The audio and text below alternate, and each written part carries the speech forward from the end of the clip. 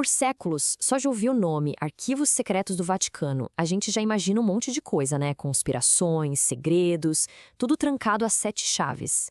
Mas o que será que existe de verdade por trás dessas muralhas? Bora desvendar o que é mito e o que é realidade. Essa é a pergunta de US$ 1 milhão, a que mexe com a imaginação de todo mundo. E a resposta é impressionante.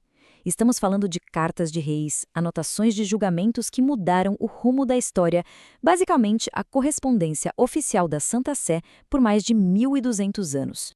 Então, para começar, vamos direto ao ponto e derrubar o maior mito de todos sobre esses arquivos: a ideia de que eles são secretos. Olha só que interessante. Em 2019, o Papa Francisco foi lá e mudou oficialmente o nome. E isso não foi só uma maquiagem, uma mudança superficial. Foi uma tentativa de corrigir séculos de mal-entendidos. A troca de secretum por apostólico, ela diz muita coisa. E aqui está o pulo do gato. A palavra-chave é secretum. Em latim, essa palavra não significa secreto do jeito que a gente pensa hoje, tipo algo escondido. O sentido real é privado. Era o arquivo pessoal do Papa, sabe? Separado dos outros departamentos da Cúria Romana. Então, a questão nunca foi sobre esconder segredos, mas sim sobre ser um arquivo particular. Ou seja, mesmo com a mudança de nome para evitar confusão, a função dele continua a mesma. É o registro oficial do governo da Igreja e ele pertence ao Papa no momento. Simples assim. Bom, agora vamos para a parte que todo mundo quer saber. O que, afinal de contas, tem guardado lá dentro? A coleção é, sem exagero, um verdadeiro quem é quem da história mundial. A gente está falando de documentos que são verdadeiras fotografias de momentos cruciais da história, desde o pedido desesperado de uma rainha prestes a ser executada até as atas que selaram o destino dos cavaleiros templários. Cada papel ali é uma janela direto para o passado. Dá para imaginar a cena? Maria, presa, escrevendo essa carta como sua última e desesperada esperança. Ela implora pela intervenção do Papa. Mas, como a história nos mostra, essa ajuda nunca chegou. Ter um documento desses em mãos torna tudo incrivelmente real, pessoal, quase palpável. E falando em dramas históricos, outro que está documentado ali nos arquivos é o famoso conflito entre o rei Henrique VIII da Inglaterra e o papado. Tudo porque ele queria anular seu casamento com Catarina de Aragão para poder se casar com Ana Bolena. E a pressão em cima do Papa foi enorme. 85. Esse é o número. 85 membros do clero e do parlamento inglês que assinaram a carta de Henrique VIII. Dá para sentir o peso político disso? Bom, diante da recusa do Papa, a história tomou um rumo completamente novo.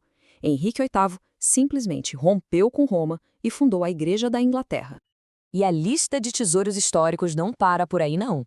Lá estão a bula papal que excomungou Martinho Lutero, dando início à Reforma Protestante, as anotações do julgamento de Galileu, por dizer que a Terra girava em torno do Sol, e as atas detalhadas dos julgamentos que acabaram com os poderosos cavaleiros templários.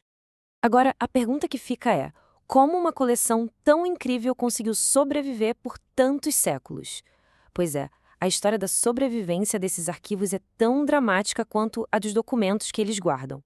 Foi uma jornada caótica, para dizer o mínimo. Por séculos, os documentos foram transportados para lá e para cá, muitos se perderam, outros foram até destruídos. A fundação oficial, lá no século XVII, foi uma tentativa de colocar ordem na casa. Mas o maior desastre ainda estava por vir: Napoleão Bonaparte, que simplesmente pegou a coleção inteira e levou para Paris. Depois da queda de Napoleão, a volta dos arquivos foi um caos. Não tinha dinheiro para financiar o transporte, então parte do acervo teve que ser vendido para pagar as contas. O resultado foi uma perda trágica. Estima-se que 1/4 de todo o arquivo se perdeu para sempre nesse processo. É quase um milagre que esses documentos tenham sobrevivido, o que nos leva a uma pergunta bem prática. Hoje em dia, quem pode entrar lá para ver esses tesouros? A resposta curta é: não é qualquer um. O acesso é bem restrito, limitado a pesquisadores acadêmicos qualificados. É preciso comprovar que a pesquisa é séria, apresentar cartas de recomendação, mostrar o diploma. Definitivamente não é um lugar para turistas ou curiosos de plantão. E só para ter uma ideia do quão exclusivo é esse acesso, se liga nesse número: 60. Apenas 60 pesquisadores são permitidos dentro dos arquivos por dia. É uma medida necessária, claro, tanto para manter o foco nos estudos quanto para proteger esses documentos tão frágeis. Ok, mas com uma coleção tão antiga e valiosa, como o Vaticano garante que ela vai durar para as próximas gerações? A resposta está numa jornada impressionante, a transição do pergaminho para os pixels. A estratégia de preservação hoje em dia tem várias frentes. Existem laboratórios de restauração onde especialistas consertam danos em documentos centenários.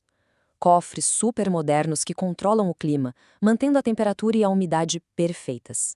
E talvez, o mais importante, um esforço gigantesco de digitalização. De todas essas iniciativas, a digitalização é, provavelmente, a mais crucial para o futuro dos arquivos. Ela não só cria uma cópia de segurança, protegendo contra qualquer desastre, como também, no longo prazo, vai facilitar muito o acesso para pesquisadores do mundo todo, sem que precisem tocar nos originais frágeis. E tudo isso nos deixa com uma pergunta final muito instigante. À medida que mais e mais desses milhões de documentos se tornam acessíveis no formato digital, a gente não está apenas preservando a história que já conhecemos. Na verdade, estamos abrindo a porta para incontáveis histórias que ainda não foram contadas.